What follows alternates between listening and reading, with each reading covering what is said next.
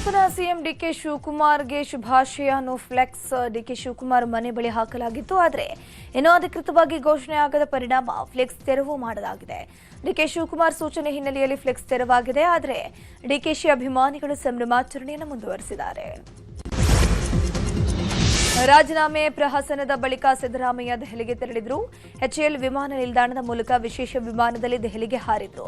ಆದರೆ ಹವಾಮಾನ ವೈಪರೀತ್ಯದ ಹಿನ್ನೆಲೆಯಲ್ಲಿ ಸಿದ್ದರಾಮಯ್ಯ ಪ್ರಯಾಣಿಸಿದ್ದ ವಿಶೇಷ ವಿಮಾನ ದೆಹಲಿ ಬದಲಿಗೆ ಜೈಪುರದಲ್ಲಿ ಲ್ಯಾಂಡಿಂಗ್ ಆಗಿತ್ತು.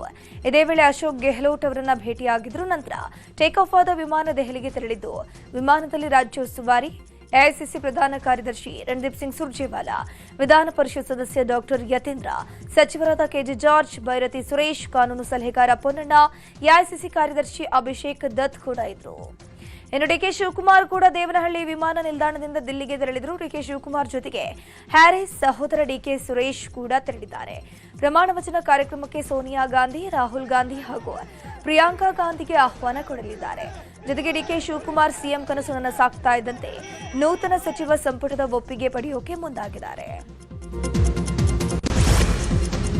ಸಿದ್ದರಾಮಯ್ಯ ಹೈಕಮಾಂಡ್ನಿಂದ ಬಂದಿದ್ದ ರಾಜ್ಯಸಭೆಯ ಆಫರ್ ಅನ್ನು ತಿರಸ್ಕರಿಸಿದ್ರು. ಆದರೆ ಸಿದ್ದರಾಮಯ್ಯ ಮನವೊಲಿಸೋಕೆ ರಾಹುಲ್ ಗಾಂಧಿ ಮತ್ತೆ ಮುಂದಾಗಿದ್ದಾರೆ.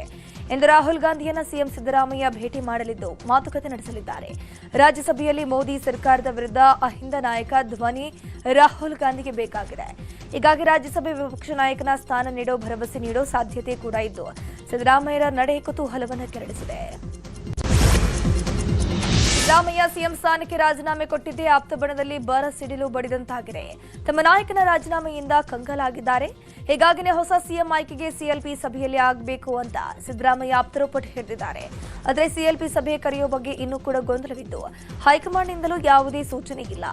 ಒಂದ್ ವೇಳೆ ಸಿಎಲ್ಪಿ ಸಭೆ ಕರೆದ್ರೆ ಭಾರಿ ಹೈಡ್ರಾಮಾ ನಡೆಯುವಂತಹ ಆತಂಕ ಮೂಡಿದ್ದು ಸಿದ್ದರಾಮಯ್ಯ ಪರ ಶಾಸಕರು ಧ್ವನಿ ಎತ್ತೋ ಸಾಧ್ಯತೆ ಇದೆ. ಸಿದ್ದು ರಾಜೀನಾಮೆ ಅಂಗೀಕಾರ ಬಳಿಕ ಶಾಸಕಾಂಗ ಪಕ್ಷದ ಸಭೆ ಭಾನುವಾರ ಕರೆಯುವಂತಹ ಸಾಧ್ಯತೆ ಕೂಡ ಇದೆ. ಹೈಕಮಾಂಡ್ ಸೂಚನೆಯಂತೆ ಡಿಕೆ ಶಿವಕುಮಾರ್ ಸಿಎಂ ಎಂದು ಒನ್ ಲೈನ್ ನಿರ್ಣಯವನ್ನ ಘೋಷಣೆ ಮಾಡೋಕು ತೀರ್ಮಾನಿಸಲಾಗಿದೆ.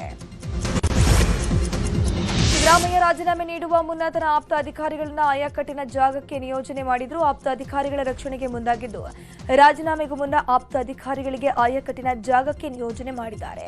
ಸಿಎಂ ಆಪ್ತ ಕಾರ್ಯದರ್ಶಿಯಾಗಿದ್ದ ವೆಂಕಟೇಶಯ್ಯ ಅವರನ್ನ ಕೃಷಿ ಮಾರಾಟ ಇಲಾಖೆ ನಿರ್ದೇಶಕರಾಗಿ ವರ್ಗಾವಣೆ ಮಾಡಿರುವುದು, ವಿಶೇಷ ಕರ್ತವ್ಯಾಧಿಕಾರಿ ರಮೇಶ್ ಕೋನರೆಡ್ಡಿ ಅವರನ್ನ ಕರ್ನಾಟಕ ವಿದ್ಯುತ್ ಪ್ರಸರಣ ನಿಗಮದ ನಿರ್ದೇಶಕರಾಗಿ ವರ್ಗಾವಣೆ ಮಾಡಲಾಗಿದೆ. ರಾಜ್ಯ ರಾಜಕೀಯದಲ್ಲಿ ಭಾರಿ ಬದಲಾವಣೆಗಳು ಆಗ್ತಾ ಇದೆ. ಸಿಎಂ ಸ್ಥಾನಕ್ಕೆ ಸಿದ್ದರಾಮಯ್ಯ ರಾಜೀನಾಮೆ ನೀಡಿದರೆ ನೂತನ ಸಿಎಂ ಪಟ್ಟಕ್ಕೇರೋಕೆ ಡಿಕೆ ಶಿವಕುಮಾರ್ ರೆಡಿಯಾಗಿದ್ದಾರೆ. ಇದೆಲ್ಲದರ ಮಧ್ಯೆ ಮಗನ ಪಟ್ಟಕ್ಕಾಗಿ ಎಐಸಿಸಿ ಅಧ್ಯಕ್ಷ ಮಲ್ಲಿಕಾರ್ಜುನ ಖರ್ಗೆ ತಮ್ಮ ಪಟ್ಟವನ್ನೇ ಬಿಟ್ಟುಕೊಡೋಕೆ ಸಿದ್ಧರಾಗಿದ್ದಾರಂತೆ. ಭವಿಷ್ಯದಲ್ಲಿ ಪ್ರಿಯಾಂಕ್ ರಾಜ್ಯದ ದೊಡ್ಡ ದಲಿತ ನಾಯಕನಾಗಿಸುವಂತಹ ಲೆಕ್ಕಾಚಾರ ಹಾಕಿದ್ದು ಡಿಕೆ ಶಿವಕುಮಾರ್ ಸರ್ಕಾರದಲ್ಲಿ ಪುತ್ರ ಪ್ರಿಯಾಂಕ್ ಖರ್ಗೆಯನ್ನ ಡಿಸಿಎಂ ಮಾಡೋಕೆ ಸರ್ಕಸ್ ಮಾಡ್ತಾ ಇದ್ದಾರೆ. ಹೀಗಾಗಿನೇ ರಾಜ್ಯಸಭೆ ವಿಪಕ್ಷ ಸ್ಥಾನ ಬಿಟ್ಟುಕೊಡೋಕೆ ಖರ್ಗೆ ಪ್ಲಾನ್ ಮಾಡಿದ್ದಾರೆ. ನನ್ನ ಗುರುಗಳಾದ ಡಿಕೆ ಶಿವಕುಮಾರನ್ನ ಮುಖ್ಯಮಂತ್ರಿಯಾಗಿ ನೋಡಬೇಕು ಅಂತ ಮೊಹಮ್ಮದ್ ನಲ್ಪಾಡ್ ಹೇಳಿದ್ರು. ಏರ್ಪೋರ್ಟ್ನಲ್ಲಿ ಮಾತನಾಡಿರುವಂತಹ ಅವರು, ಈ ರಾಜ್ಯದ ಮುಖ್ಯಮಂತ್ರಿಯಾಗಿ ಸಿದ್ದರಾಮಯ್ಯ ಒಳ್ಳೆ ಕೆಲಸ ಮಾಡಿದ್ದಾರೆ, ನಾವೆಲ್ಲ ಕಾಂಗ್ರೆಸ್ ಪಕ್ಷದ ಜೊತೆಗಿದ್ದೀವಿ ಅಂತಂದ್ರು. ರಾಜ್ಯ ರಾಜಕೀಯದಲ್ಲಿ ಪಟ್ಟದಾಟಕ್ಕೆ ತೆರೆ ಬೀಳ್ತಾ ಇದ್ದಂತೆ ಸಚಿವ ಸ್ಥಾನ ಬೇಡಿಕೆಯೂ ಹೆಚ್ಚಾಗಿದೆ. ನಾನು ಕೂಡ ಸಚಿವ ಸ್ಥಾನದ ಆಕಾಂಕ್ಷಿ ಅಂತ ಕೆಂಪೇಗೌಡ ಅಂತಾರಾಷ್ಟ್ರೀಯ ವಿಮಾನ ನಿಲ್ದಾಣದಲ್ಲಿ ಶಾಸಕ ಬೇಳೂರು ಗೋಪಾಲಕೃಷ್ಣ ತಮ್ಮ ಮನದಾಸೆಯನ್ನು ಬಿಚ್ಚಿಟ್ರು. ಭಾನುವಾರ ಸಿಎಲ್ಪಿ ಸಭೆ ನಡೆಯಲಿದೆ. ಸೋಮವಾರ ಅಥವಾ ಬುಧವಾರ ಪ್ರಮಾಣ ವಚನ ಸ್ವೀಕಾರ ಮಾಡ್ತಾರೆ. ಆನಂತರ ಸಚಿವ ಸಂಪುಟ ತೀರ್ಮಾನ ಆಗತ್ತೆ ಅಂತಂದ್ರು. ಡಿಕೆ ಶಿವಕುಮಾರ್ ನೂತನ ಸಿಎಂ ಆಗ್ತಿರೋ ಹಿನ್ನೆಲೆ ಅವರ ಪ್ರಮಾಣ ವಚನ ಸ್ವೀಕಾರ ಕಾರ್ಯಕ್ರಮಕ್ಕೆ ರಾಮನಗರ ಶಾಸಕ ಇಕ್ಬಾಲ್ ಹುಸೇನ್ ಕಾರ್ಯಕರ್ತರ ಮುಖಂಡರ ಪೂರ್ವಭಾವಿ ಸಭೆ ನಡೆಸಲಿದ್ದಾರೆ. ಬೆಂಗಳೂರು ದಕ್ಷಿಣ ಜಿಲ್ಲಾ ಕಾಂಗ್ರೆಸ್ ಕಚೇರಿಯಲ್ಲಿ ಸಭೆ ಕರೆದಿದ್ದು ಶಾಸಕ ಇಕ್ಬಾಲ್ ನೇತೃತ್ವದಲ್ಲಿ ಸಭೆ ನಡೆಯಲಿದೆ. ಬೆಳಗ್ಗೆ 10 ಗಂಟೆಗೆ ಈ ಒಂದು ಸಭೆ ನಿಗದಿಯಾಗಿದೆ. ರಾಜ್ಯ ಕಾಂಗ್ರೆಸ್ನಲ್ಲಿ ನಾಯಕತ್ವದ ಬದಲಾವಣೆ ದೊಡ್ಡ ಸದ್ದು ಮಾಡ್ತಾ ಇದೆ. ಸಿಎಂ ಸ್ಥಾನಕ್ಕೆ ಸಿದ್ದರಾಮಯ್ಯ ರಾಜೀನಾಮೆ ನೀಡುತ್ತಾ ಇದ್ದಂತೆ ದಲಿತ ಡಿಸಿಎಂ ಕೂಗು ಎದ್ದಿದೆ. ಕೆಎಚ್ ಮುನಿಯಪ್ಪ ಅವರಿಗೆ ಹುದ್ದೆಯನ್ನು ನೀಡಬೇಕು ಅಂತ ದಲಿತ ಮುಖಂಡರು ಒತ್ತಾಯ ಮಾಡಿದ್ದಾರೆ. ಕೆಎಚ್ ಮುನಿಯಪ್ಪ ಕೇಂದ್ರ ಮತ್ತು ರಾಜ್ಯದಲ್ಲಿ ಸಚಿವರಾಗಿ ಕೆಲಸವನ್ನು ಮಾಡಿದಂತವರು. ದಲಿತ ಸಿಎಂ ಮಾಡೋಕೆ ಕಾಂಗ್ರೆಸ್ಗೆ ಮನಸ್ಸಿಲ್ಲ. ಹಾಗಾಗಿ ದಲಿತ ಡಿಸಿಎಂ ಆಗಿ ಕೆಎಚ್ ಮುನಿಯಪ್ಪ ಅವರನ್ನ ಮಾಡಿ ಅಂತ ಕೋಲಾರದಲ್ಲಿ ದಲಿತ ಮುಖಂಡ ನಾರಾಯಣಸ್ವಾಮಿ ಆಗ್ರಹ ಮಾಡಿದ್ದಾರೆ.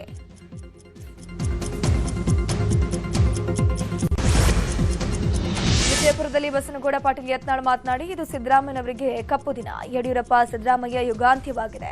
ಮಕ್ಕಳು ಸ್ವಂತ ಸಾಮರ್ಥ್ಯದ ಮೇಲೆ ಬೆಳಿಬೇಕು. ಅಪ್ಪನ ಹೆಸರು ಹೇಳಿ ಬೆಳೆಯೋದು ಬಿಡಬೇಕು. ದೇಶದಲ್ಲಿ ಎಲ್ಲ ಹಿಂದೂ ವಿರೋಧಿ ಸಿಎಂಗಳ ಅಂತ್ಯವಾಗಿದೆ.